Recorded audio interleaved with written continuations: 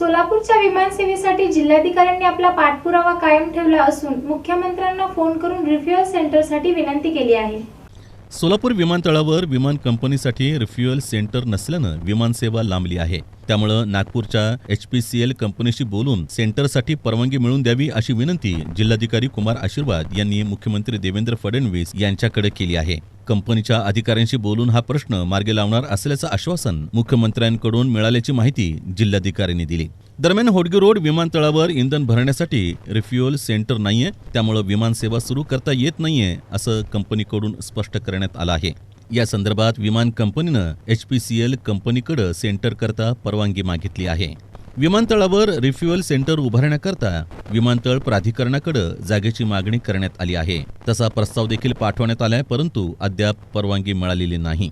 ही प्रक्रिया लवकरात लवकर पूर्ण होण्यासाठी जिल्हाधिकाऱ्यांनी मुख्यमंत्री देवेंद्र फडणवीस यांच्याकडे पाठपुरावा सुरू केला आहे।